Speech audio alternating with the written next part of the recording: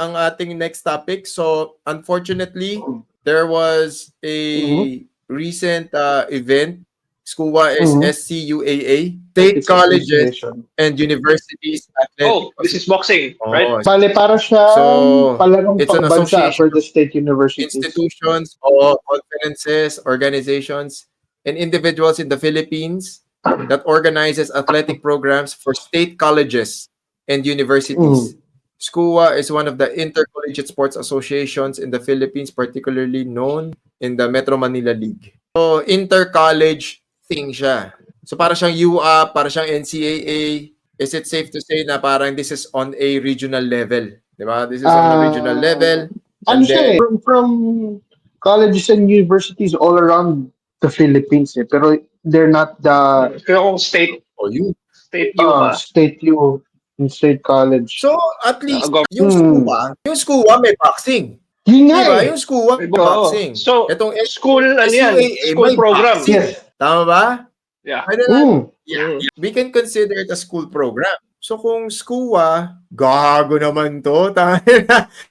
Squammy version daw ng UAP. Hindi naman siguro. Hindi naman. So, at least nakikita natin na sa SCUA level, SCUAA level, merong combat sports, boxing.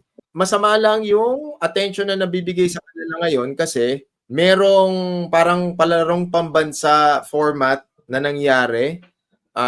Nangyari to sigurado sa probinsya wherein this was an amateur boxing fight. Yung mga kumakalat na videos ngayon, there's a fighter from the blue corner and the red corner and they were slugging it out. Para rin po for context, tandaan natin, iba ang rule set at approach ng boxing sa amateur at professional level. Magkaiba ang emphasis, magkaiba ang scoring system, at ang officiating is iba rin. So, ang nangyari kasi, syempre, there are different angles to the video, and then, yung iba, maayos yung pagkaka-upload, yung iba, pero one thing is very clear, natalo si Red Corner. And according to the news, namatay yung fighter. Unfortunately, pumanaw yung fighter dun sa Red Corner.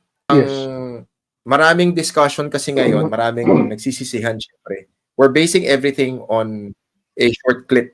Tandaan po natin bago tayo magbigay ng kahit na anong judgment, we have to take all things into consideration. Let's not just focus on the fight itself. Now, kung magfo-focus tayo dun sa fight itself, we are basing this on our opinions as analysts and as officials. Para sa akin kasi, merong dapat punan na responsibility ang mga referees. Kaya mahirap maging referee kasi kailangan mong tumawag ng tama. Ito rin yung isa sa mga dahilan kung bakit sinasabi namin, when I teach referees locally and internationally, the referee or the third person inside the ring or inside the cage has a very important job. Kasi buhay ng fighter ang nakasalalay sa inyo. Akala kasi ng tao, lip service lang yon or salita lang yon, statement lang yon. Pero clearly, sa mga ganitong sitwasyon, literal, yung buhay ng fighter nakasalalay sa inyo. Now, hindi rin ito ibig sabihin na yung sisi ay nasa referee lang. Merong pagkukulang yung referee, merong pagkukulang yung organizer, meron ding pagkukulang yung mga corners. Kasi, syempre, sa amateur rule set, pag napuruhan ka, 4 to 5 unanswered na suntok, dapat bilangan ka kagad. 'Di ba? Nakikita natin 'yan sa Olympics. Hindi mo kailangan ma-knockdown. Basta kailangan you weren't able to defend yourself, you were getting hammered or you were getting peppered with punches, bibilangin ng referee 'yan. Minsan 4 to 6 unanswered punches, bibilangan ka, standing 8 count. There were several instances wherein dapat sana tinawagan or binilangan, hindi nabilangan. Ngayon, in the performance of his duty, yung referee syempre, ano mo rin yan. So I'm very sure magkakaroon ng investigation, titignan kung sinunod ba ng referee yung proper protocols tsaka yung tamang pagtawag. You also have to consider, gaano katagal na bang nagre-referee yung referee na yon? Sabihin na hindi yung gaano katagal na siya nagre-referee, taon, hindi. Ilang laban na ba yung nire-referee niya nung araw na yon? Meron ba siyang karelyebo? Diba? Kasi pwedeng he's been refereeing the whole day. The guy's tired.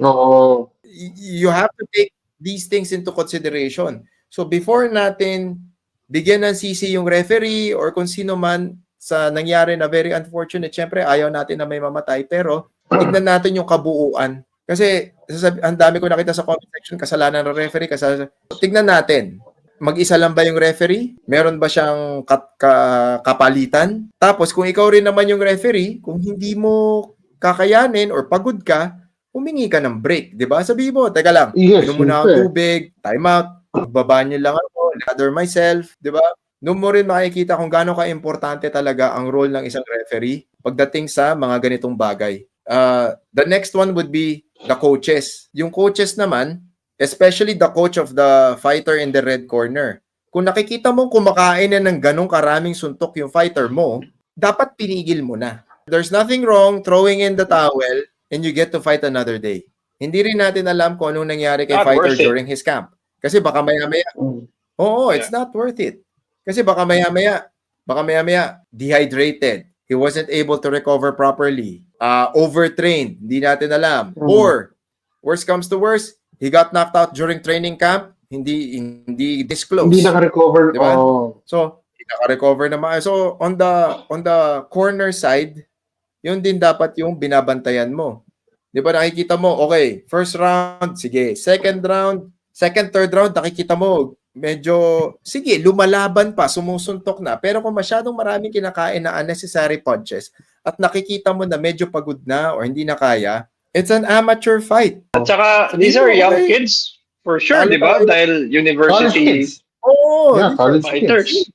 Di ba? Make them fight another day. Make them, for sure, there are plenty more tournaments. So on the officiating side, yan, makikita mo na importante ang trabaho ng referee at ng officials. On the camp side, importante ang role na ginagampanan ng mga coaches at cornermen.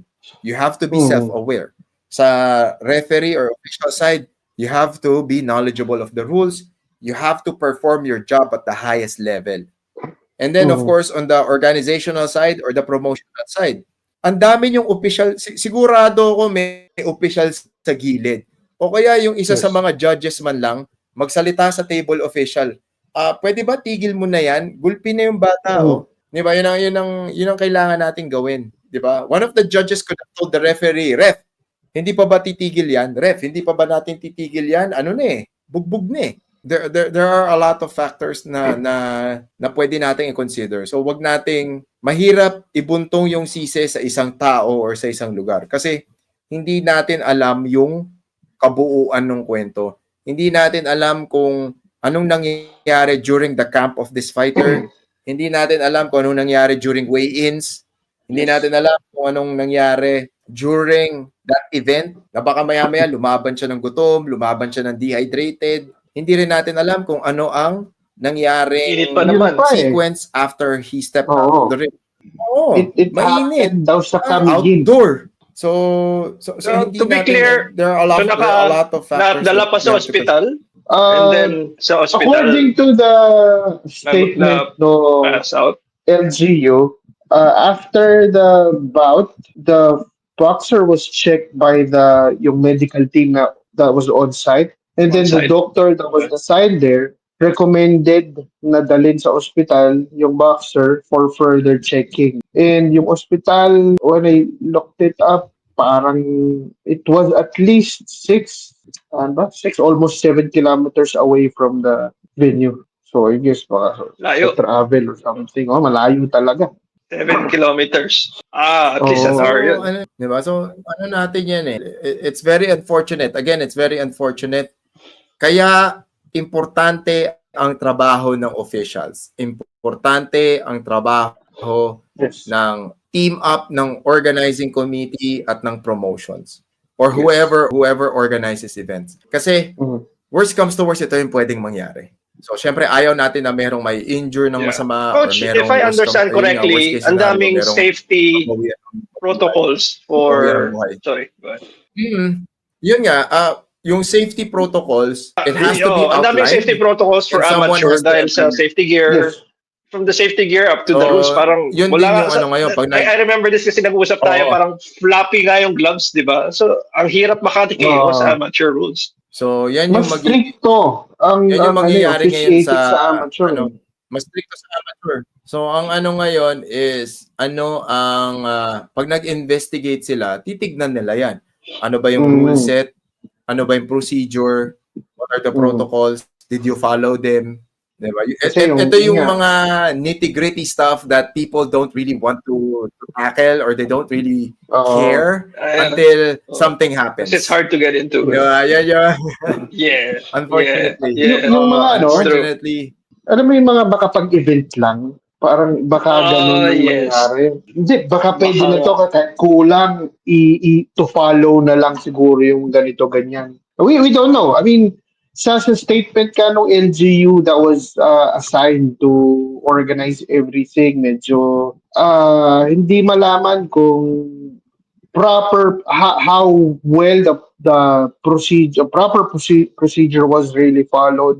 Although sinabi naman nila, they supposedly yung mga tao nila na nandun was able to do their job correctly, or at least they followed the protocol. Pero nga, with what happened, hopefully magkaroon ng investigation talaga as to what really caused itong batang boxer na to namamatay after nga nung laban niyo. Kasi I mean, katulad sa atin, we're trying our best to deliver info in news about combat sports tackle. Pag-usapan yung safety and everything, tapos mga balitaan natin may mamamatay sa combat sports, sa isang combat sport like boxing. Pero tama si Coach Franco kasi imagine the impact on the league.